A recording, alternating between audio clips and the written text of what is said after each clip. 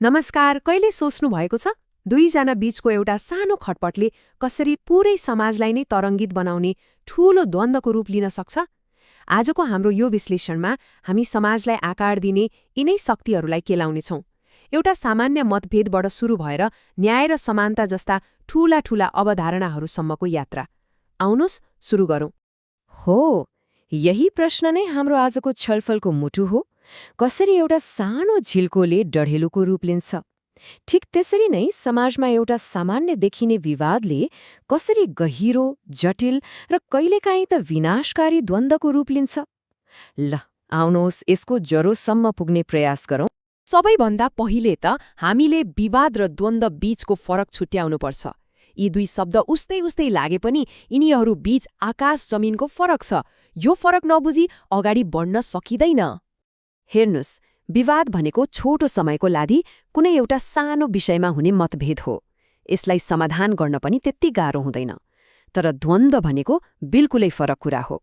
जब यस्ता सानातिना विवादहरू लामो समयसम्म रहिरहन्छन्, त्यसमा अनेकौं मुद्दाहरू जलिन्छन् र समाधान गर्न एकदमै कठिन हुन्छ, तब त्यसले द्वन्द्वको रूप लिन्छ। द्वन्द्वले त समाजमा गहिरो घाउ बनाउन सक्छ, जसले ठूलो मानवीय र भौतिक क्षति समेत निम्ताउन सक्छ। त्यसो भए हाम्रो आफ्नै देश नेपालको सन्दर्भमा द्वन्द्वका जराहरू कहाँ छन् त? यसका पछाडि सामाजिक असमानता, विभेद, शोषण जस्ता गहिरा कारणहरू छन्। त्यसमाथि आर्थिक स्रोत साधनको अन्यायपूर्ण वितरण र फरक फरक राजनीतिक विचारधाराले पनि आगोमा घिउ थप्ने काम गर्छ। जब मानिसहरूका गुनासाहरूलाई समयमै सुनवाई गरिँदैन, तब यिनै सानासाना असन्तुष्टिहरू जम्मा भएर कुनै दिन ठूलो द्वन्द्वको रूपमा विस्फोट हुन्छन्। अब एकदमै रोचक प्रश्नतर्फ लागौं। के द्वन्द्व सधैँ खराब मात्रै हुन्छ? के यसले विनाश मात्रै निम्त्याउँछ वा समाजलाई अगाडि बढाउन यो आवश्यक पनि छ? समयसँगै द्वन्द्वलाई हेर्ने हाम्रो दृष्टिकोण कसरी बदलिएको छ त्यो पनि हेरौँ न। सुरुमा सन् 1930 को दशकतिर द्वन्द्वलाई एउटा रोग जस्तै मानिन्थ्यो, जसलाई जसरी पनि हटाउनुपर्छ भन्ने सोच थियो। तर बिस्तारै 40-50 को दशकपछि मानिसहरूले के बुझ्न थाले भने द्वन्द्व त समाजको एक स्वाभाविक हिस्सा हो, यसलाई रोक्न सकिँदैन। र आजभोलि त के मानिन्छ भने द्वन्द्व त एउटा गतिशील समाजको लागि नभई नहुने कुरा हो। यदि यसलाई सही तरिकाले व्यवस्थापन गर्न सकियो भने यसले समाजलाई स्थिर होइन, झन प्रगतिशील बनाउन मद्दत गर्छ। भनेपछि कुरा के रहेछ भने द्वन्द्व आफैमा राम्रो वा नराम्रो भन्ने हुँदैन। यो त एउटा सिक्काको दुई पाटा जस्तै हो। एकातिर यसले हिंसा, विनाश र विकासमा बाधा पुर्याउन सक्छ, तर अर्कोतिर यदि यसलाई सही ढङ्गले चलाउन सक्यो भने यसले समाजमा नयाँ ऊर्जा ल्याउन, पुराना विकृतिहरू हटाउन र रचनात्मक सोचलाई बढावा दिन पनि सक्छ। अब द्वन्द्वलाई सकारात्मक बाटोमा कसरी लैजाने त? यहीँनिर आउँछ सामाजिक न्याय र समानताको अवधारणा। यी यस्ता शक्तिशाली विचार हुन् जसले एउटा राम्रो र न्यायपूर्ण समाजको आधार तयार पार्छन्। अब यिनैबारे अलि गहिरिएर बुझौँ। सामाजिक न्याय भनेको के हो त? यो कुनै किताबी कुरा मात्र होइन। यो त एउटा यस्तो समाज बनाउने प्रक्रिया हो जहाँ कुनै पनि वर्ग, समुदाय, लिङ्ग, जात वा धर्मको आधारमा कसैलाई पनि भेदभाव गरिँदैन। यसले शक्ति, स्रोत र अवसरको सही साझेदारीमा जोड दिन्छ, ताकि कोही पनि पछाडि नछुटुन्। अब सोच्नुहोस् त, सबैलाई एउटै स्टार्टिङ लाइनमा उभ्याएर मात्रै पुग्छ र? पक्कै पुग्दैन।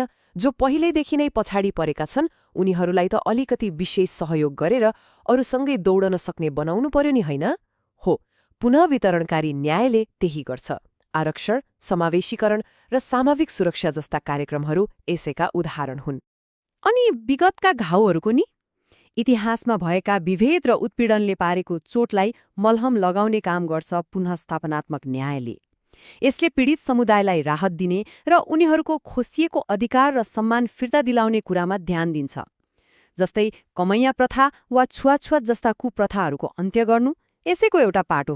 ल, अब यी तीनवटै कुरालाई जोडेर हेरौँ त। यो त न्याय स्थापना गर्ने एउटा 3 स्टेप फर्मुला जस्तै रहेछ।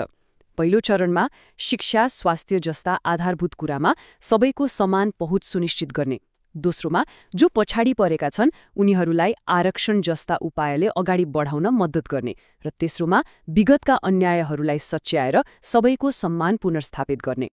ल सिद्धान्तका कुरा त धेरै भए अब लागौं व्यवहारमा द्वन्द्वलाई कसरी समाधान गर्ने त आउनुहोस् द्वन्द्व व्यवस्थापनका केही प्रमुख रणनीतिहरूलाई छिटो हेरौं। पहिलो तरिका हो प्रतिस्पर्धा। यो भनेको सिधा म जित्छु तिमी हार्छौ भन्ने खेल हो। यहाँ आफ्नो जित बाहेक अरू केही देखिँदैन। एउटा पक्षले अर्कोलाई जसरी पनि हराएरै छाड्ने लक्ष्य राख्छ। दोस्रो र एकदमै सकारात्मक तरिका हो सहयोग। यसमा दुवै पक्षले म पनि जित्छु तिमी पनि जित्छौ भन्ने सोच राख्छन्। उनीहरू मिलेर यस्तो समाधान खोज्छन् जसले दुवैको हित गरोस्। तेस्रो हो समर्पण।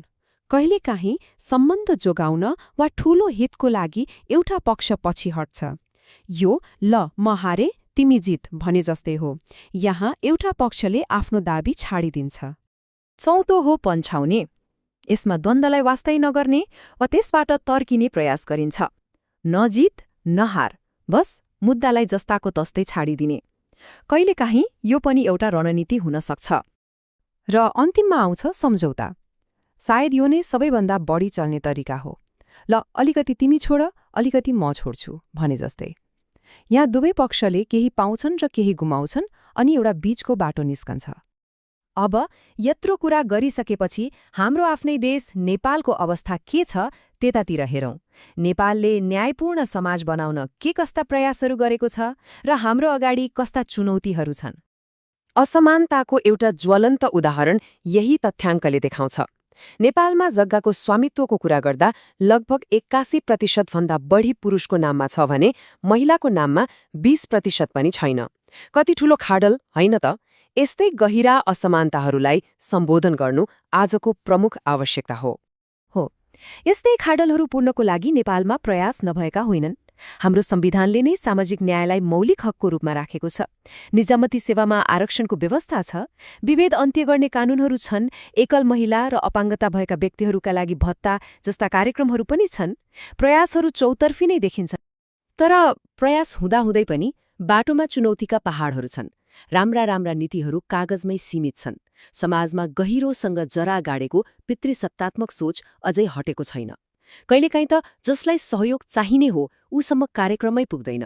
अनि राज्यको स्रोत साधन वितरणमा पनि न्याय हुन सकेको छैन। हामीले द्वन्द्वको कारणदेखि न्यायको बाटोबारे धेरै कुरा गर्यौं। तर अन्तमा प्रश्न फेरि घुमिफिरी हामी सबैमाथि नै आउँछ। कागजमा लेखिएका राम्रा कुराहरूलाई वास्तविक जीवनमा उतारेर साँच्चीको न्यायपूर्ण समाज बनाउन अब हाम्रो अर्को कदम के हुनुपर्छ? यो प्रश्नको जवाफ कुनै एकजनाले दिएर हुँदैन। हामी सबैले मिलेर खोज्नुपर्ने हो। के होला त हाम्रो अर्को कदम? एकपटक सोचौँ है त।